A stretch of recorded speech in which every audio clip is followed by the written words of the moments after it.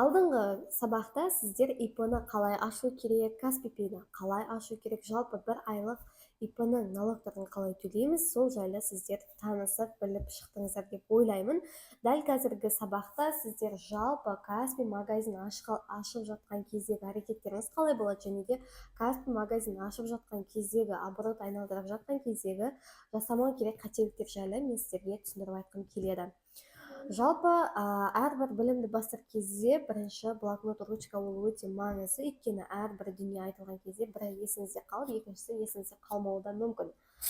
Қараңыздар, сіздер Каспи-Пay ашқаннан кейін 20 күн оборотты үздіксіз жасауларыңыз керек болады. Бұл жерде Каспи магазинде бірден 10 мың теңге, то есть Каспи-Пay'ге бір күнде бірден 10 мың теңге, бірден 20 мың теңге түсіріп қойып, кемінде 3 продажа жасап, солай айына 20 күн бойы солай оборот жасайтын болсаңыздар, тогда сіздерге магазин ашылмайды. Сіздер ол кезде 20 күндеріңізді босқа өткізіп алатын боласыздар. Сондықтан да міндетті түрде бір күнде 10-15 продажа жасауларыңыз керек болады. Кемінде 500 теңге, 1000 теңге, 2000 теңге тек қана QR арқылы оплатаны қабылдап отыруларыңыз бұл шарт. Өйткені Каспидің өзіндік сондай шарты бар.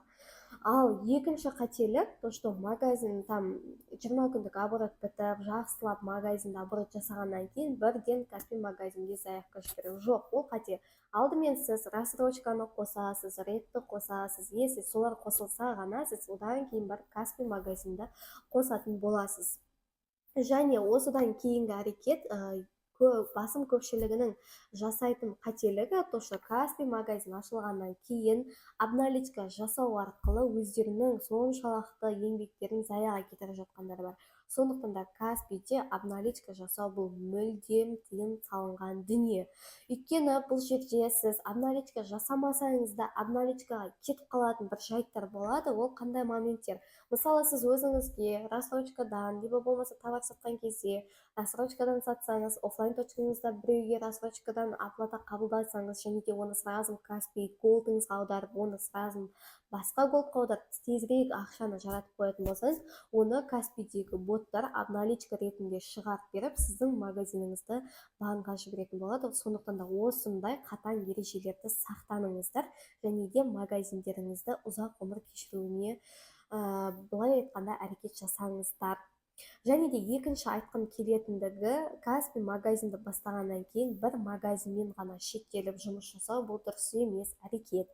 Өйткені сізде бір магазиніңіз болса, сіз ол магазинге бар фокусыңызды қойып, бар товарыңызды салып, және ол магазин бір налогтың бір тиынына бола 3 күнге тоқтаған кезде сіздің абсолютно барлық жұмысыңыз тоқтап қалады. Сондықтан да сізге екінші магазин тағы ашу қажет болады. Бұл жерде екі магазинді де сіз қатарма-қатар алып жүру керексіз. Бұл неге? Өйткені сіздің бірінші магазиніңіз 3 күндік немесе 2 күндік жұмысты тоқтататын болса, ал сіздің екінші магазиніңіз жұмысы жүре береді, ол жақта товар сатылады, оборот жүре береді деген секілді.